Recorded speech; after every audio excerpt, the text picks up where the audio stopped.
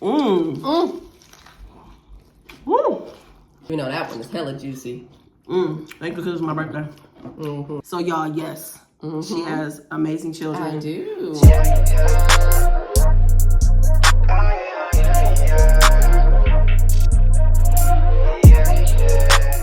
What's up? What's going on, my good people? Welcome or welcome back to Rhonda's Real Talk, where people come for the food and they stick around for the conversation. Before we get into this food, I want to ask that you like, comment, and subscribe. All right, y'all, I got a beautiful guest with me today. Hi, y'all. It's Lisha, Honey, whatever y'all, Lisha or Honey, whatever y'all want to call it. I said that fast. It's like your last name is Honey. Her name is Lisha, or you can call her Honey. Either one works. And today is my birthday, y'all. I am 43 years old. 43. Can you believe that? Today we are eating the Flying Dutchman burger from In-N-Out, and we are hungry. Okay. Yes. It took a lot to make this little burger. It took a lot of steps. So I hope it's good. It look good. You ready? Yeah. All right. So we got the onion, got the patty, and we use beef 80-20. We got cheddar cheese on it, and we got the sauce off to the side. We also got some extra patties, y'all. We got some turkey bacon, mushrooms, other stuff. We're going to eat it this way first. We're going to try it the right way. I'm going to try it. You want me to put the sauce in? No, you put your sauce on. Go ahead. Are you going to do sauce on your first bite? No, I'm going to eat it first. And then, okay, try it. Just want it where we can get the sauce. All right. And let me give y'all a close-up on the burger. Let me show you real quick while we try to pick this up. Yeah. Dang.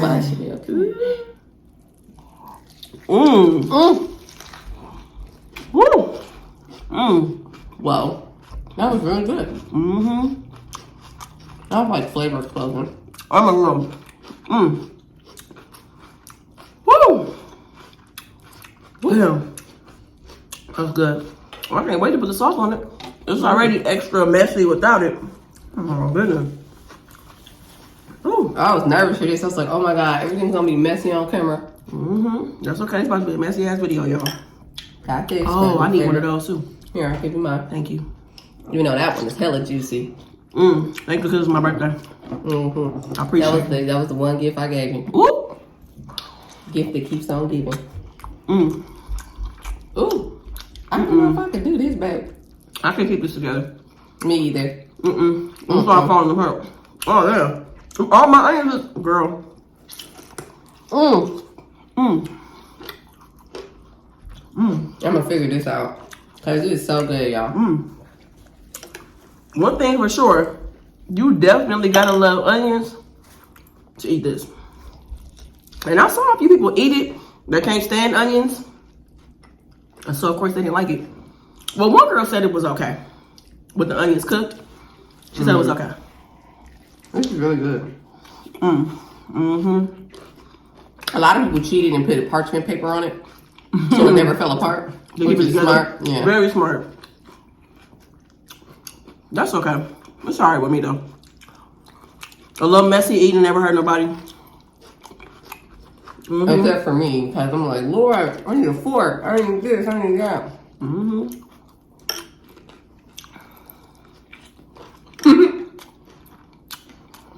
You know what? It's a symbolism about how life gets messy. That's what this is. Life can get messy, baby, but it's a lot of beautiful parts to it.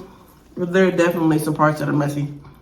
One of the things I did this morning, talked to God, and I thought about 43 things that I am grateful for.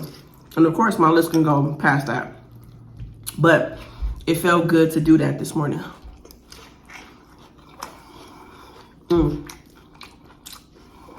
That is good.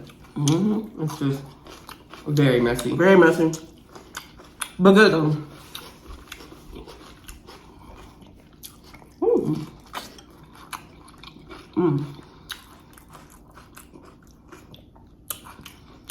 Yikes. My goodness. Y'all, we got some wine. I'm gonna have a little wine before my little second burger. Look at all that onion. I got those slices thick too. We're having a red blend, California Dream.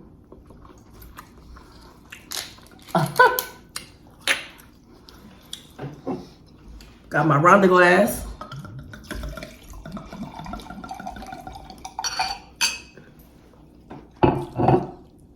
Woo. Can you pass me your, no, I got it.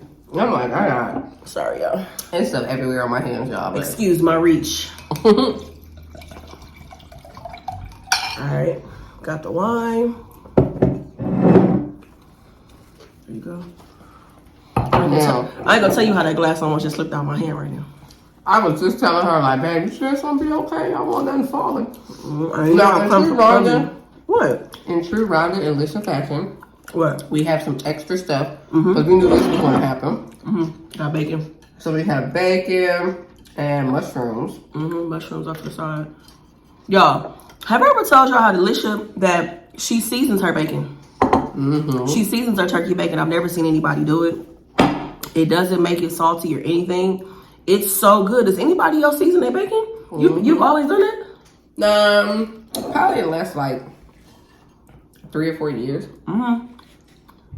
Cause like some bacon, if it's thick enough, you can put a little bit of brown sugar on it, caramelize it just right.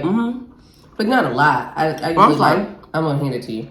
Thank you. Cracked pepper was my favorite to put on it. I saw you put something else on there too, though. I used the buttery smokehouse today. On there? Okay. Yeah, so we can kind of match the flavor of the burger. Yeah, no, it was good. Very good. Somebody put me a little... Can I get a little mushroom too? Yeah. I'm making it like a little like avalanche here. Thank you. And then can I get a pepper too? Thank you. I know I'm asking. I'll be asking for a lot, y'all.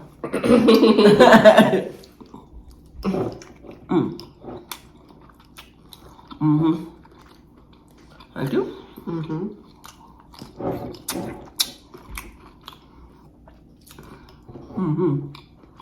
Yep. This is good, messy, y'all, and I love it so much. Can you hand me the sauce, please? Oh, yeah, I'm sorry. It's okay, I'm not. Yours look good.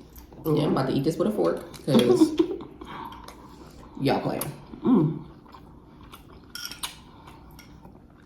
Have you ever made onion rings before? No. In my head, I've always wanted to. Me too.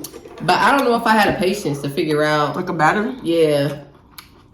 I've been thinking about, like, this is how I am, like,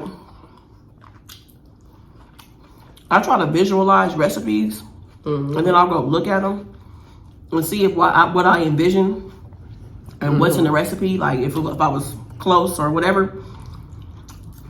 I mean, I try to figure things out. I want to know how to make onion rings.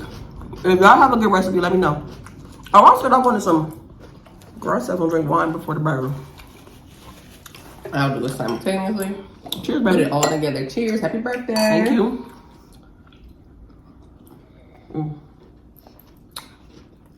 This is a mess. Yo, I found some really good questions online. We're gonna answer them. So I had to give up on the hand. That's why I went. I gave up on picking it up. This is good. All the bacon and everything together. I'm shocked I went that far. Well, what, picking it up to begin with? Because it was so messy. It was so messy.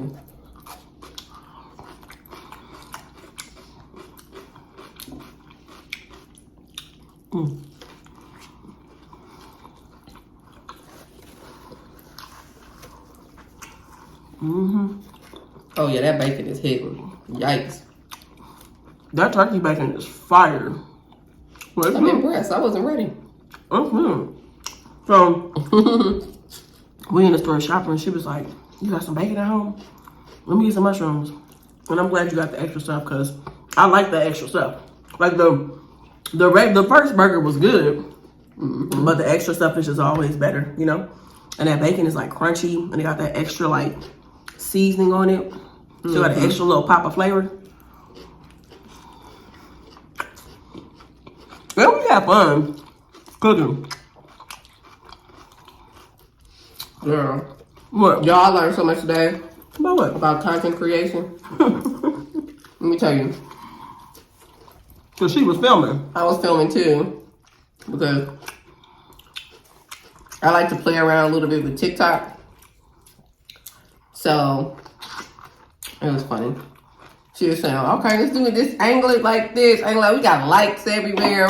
I'm like, it ain't no joke. She was like, I'm like, I told you, as much as I love food content, I can, in a perfect world, I could just cook and somebody else would film, move the lights around, edit, where I could just focus on the recipe, making sure I'm doing things the correct way.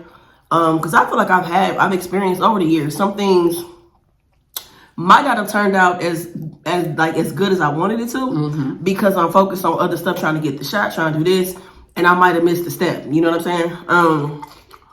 So in the perfect world, I would love to just cook and not have to worry about all that stuff. It'll be one thing. We got all the tools, like different tripods, everything, and I was still like, It's a lot. That's how she felt after one video. It was like, it was good. It's a lot. I'm sitting here in my mind saying, I wonder if an engineer thinks like me, and maybe somebody created something that I know would make this work better. Girl, I smashed that. I'm gonna start answering questions. I mean, asking. Did I say answering? What did I say? I don't know. Well, both gonna happen. So answering is our good word of the day. Where your phone at? Uh-huh. Oh, okay. Whew, that was good. Highly recommend it, y'all. You should try it. If you've been seeing it, wanted to try, you should definitely do it. I feel like you should do whatever you want to the burger, in my opinion. Like, you can have the foundation of what you've been seeing on social media, but do whatever you want to do to the burger, whatever you want to add. But it was good. I enjoyed it the way we had it originally, but of course, more toppings is my favorite. All right. We ready? Okay. Woo. Okay. Are you ready for the questions? I'm gonna answer too. All right. Have you ever tried to sabotage someone's relationship? No. Never? I definitely have. I told y'all the story time about when I was kind of like the other woman, or like I was around somebody that was kind of in a relationship, but like I wanted to be with her. I mean, I feel like I was doing things that would remind her that her girlfriend really wasn't shit. You know, you know what I mean? I'm like, why you don't have to be with her, but you can be with me. So yeah, I feel like that was a form of sabotage. I mean, I'm sure people have tried to sabotage my relationships. Sure, I think using the same method you're talking about. Yeah. But I'm just one of those personalities. Like, but if you wasn't outside, I mean, they wouldn't have time to try to convince you of something otherwise. That's true. You know, Okay, this is a good one. Have you ever dated somebody? Have you ever met someone? Have you ever dated someone you met online? No, I haven't, Rhonda. What? So that could be us. That's us. So we met on YouTube, but I asked this question because I really want people to be open. I know that we could think about like dating apps as the option, but you'd be surprised, y'all. You can meet somebody on Instagram, Facebook, in the comments somewhere. You can meet somebody on YouTube. So my point of asking this question was to be open. There are a lot of possibilities out there. It doesn't make you desperate. It doesn't make you any of those things. It's just being open. So yeah, so we met on YouTube. Anybody didn't know that, we met on YouTube, and here I am living in Columbus, Ohio. Okay, and all from I'm about to say Instagram, all from YouTube. Yes. All right, the next question: what's the biggest misconception about you? That I mean. Okay. I mean, I have like the biggest heart, whatever. Like, I love very generous. Hard, very generous. But I think it's like my RBF. If anybody doesn't know, it's resting beer face. Yes. Yeah. My RBF is fierce. Like, it is. It is. I can see that being taken out of context. Or the fact that I just tell people the truth. Yeah. But I do it in love. It's not like I'm just mean about it. Yeah. I think the biggest is because people think that I'm very polished, and I can be, but there's a other side of me for sure. People also don't think I'll cuss their ass out. I think that that's the problem, is that because I wasn't like that in my past. Like, I was very passive, very like didn't want conflict. You know what I mean? But it's like I'm different now. Not that I'm out here just giving anybody the business, but I'm also not afraid to give you the business. That's the thing. So I think that's the biggest misconception. People think I'm very professional and polished all the time, but it's like, baby, when this camera go off, and that's I'm a little different. I'm a little different. Feel like I don't have a personality. Like, if you know me in the professional world, you like, she don't have a lot of fun.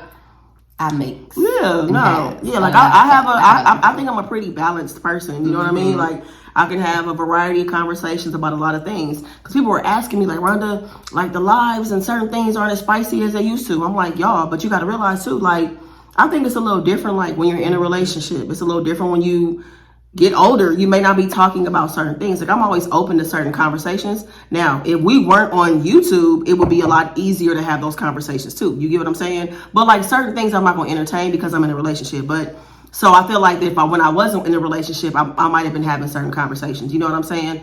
But it's a little different. Like I said, if we was on like Zoom or over the phone, that's different. But YouTube, you also got to be mindful of what's being said. All right. So the next one is, do you care about being popular? No. Me either. I don't care about it.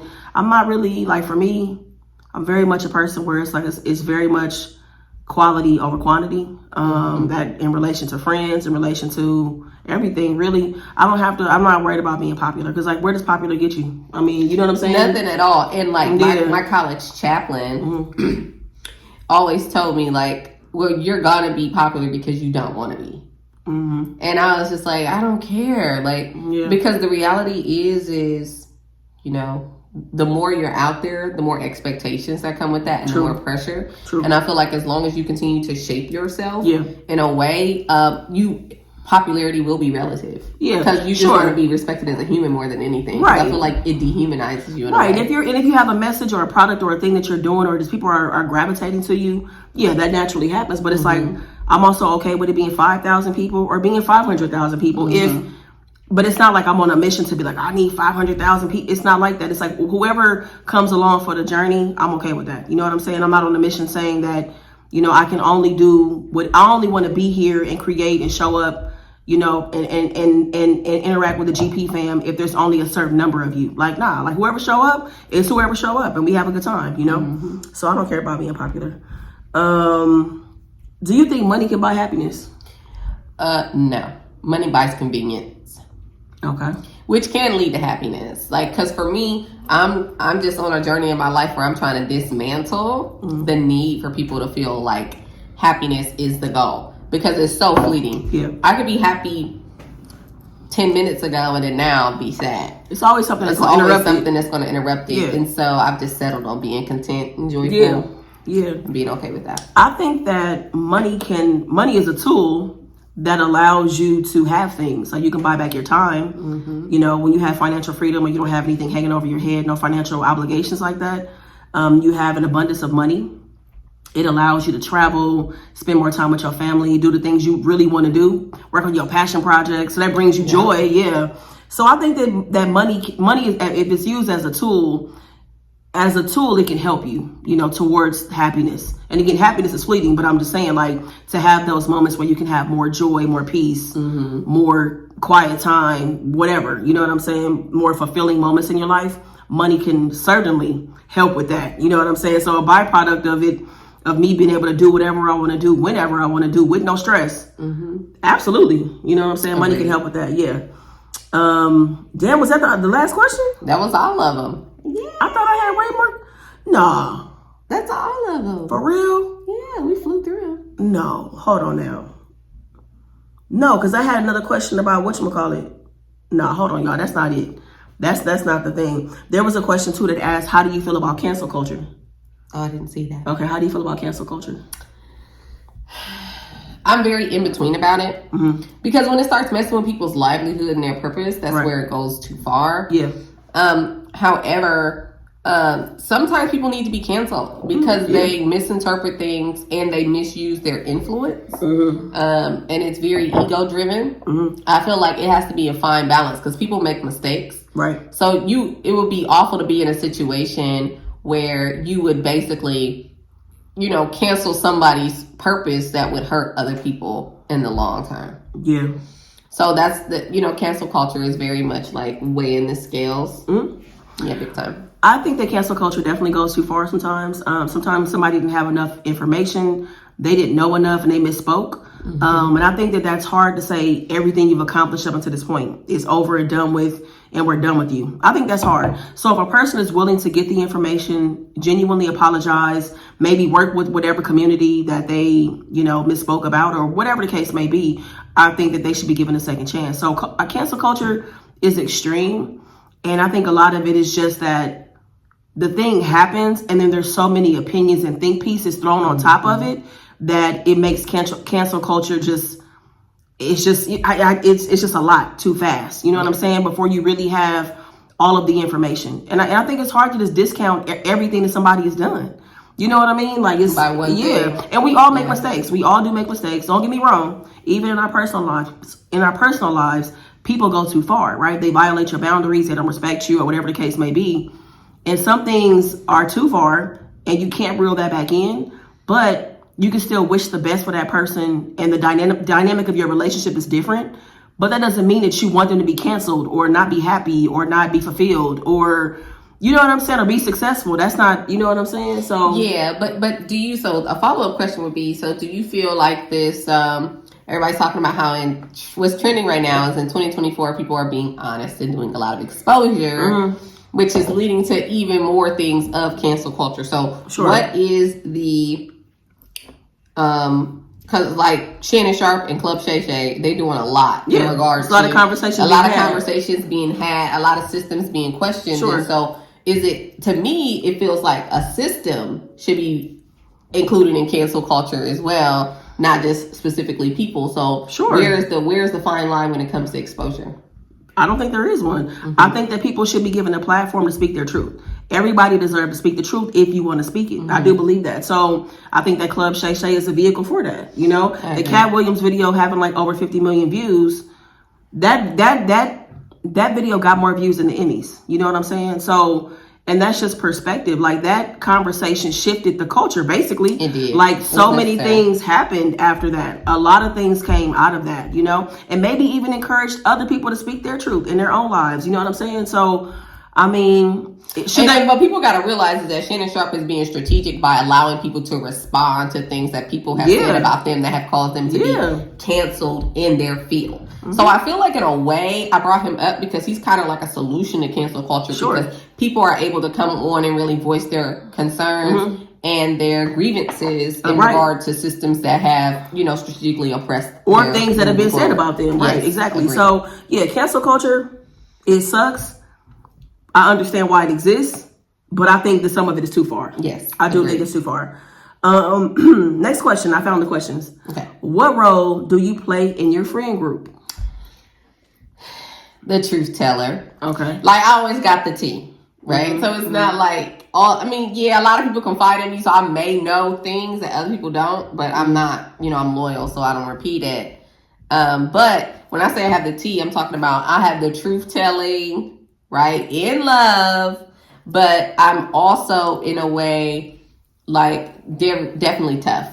Okay. So I'm like the tough one, the strong one, and I feel like people take advantage of that too. Where it's like, oh, my feelings can't get hurt, so it's okay for you to make fun of me and make jokes, but when I check you for it, suddenly you get to cry because I'm the strong one. Yeah. So I'm the life coach. Pretty much, like I'm the life coach. But I'm okay with it. I like that role. I like to be able to listen. I love that people trust me to be able to talk to me about their issues, and they know that there's no judgment. I never judge anybody on what it is that they're up against or what any situation they have found themselves in, because who knows? I may be in a situation in a year. You never know. So I think I'm more the life coach. I like to listen, talk through it, be honest. I'm very honest about my perspective. I don't sugarcoat it. I'm honest. If you're wrong, you're wrong. I'm gonna call you out on why you were wrong. So I would say I'm more like the life coach. Yeah. I mean, I just don't like it because it's not reciprocal. So that's why I just had to shift my group for people to be okay with it going both ways. Do you think physical or emotional pain is worse? Emotional. Yeah. I agree. Because it becomes a trigger.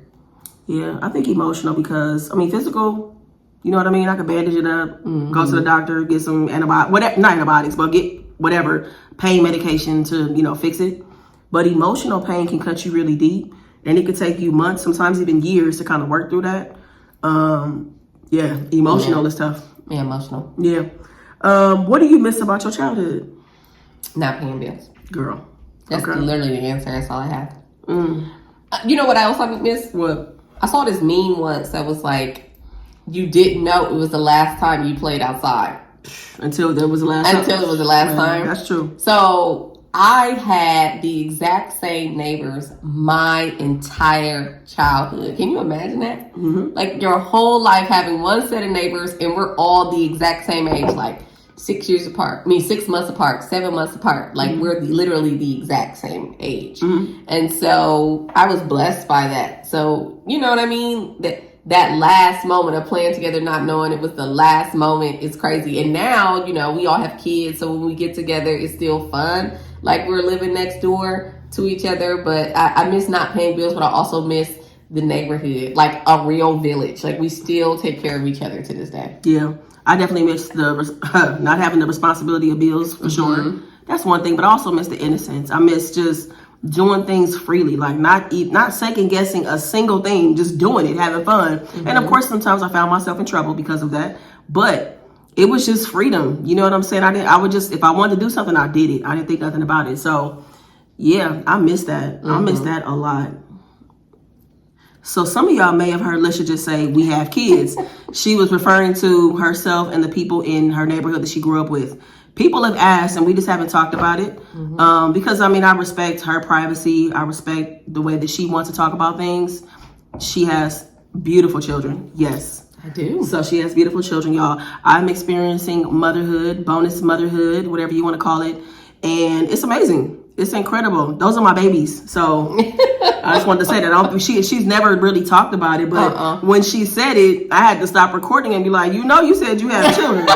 I want to make sure that you're okay with that because I want to respect that 100%. I'm always about that. That's very important to do. So y'all, yes, she has amazing children. I do. She does. They're beautiful and they're my babies too. So hi, babies. Yes, we have fun. Yes, we do. So that was the last question, actually. Yeah. And that's it, y'all. So I'm going to try to edit and put this video out. It might come out on my actual birthday or the day after because the day is going by fast and we have somewhere to be at 5 o'clock. So we'll see. But if you enjoyed the video, please be sure to give it a big thumbs up, y'all.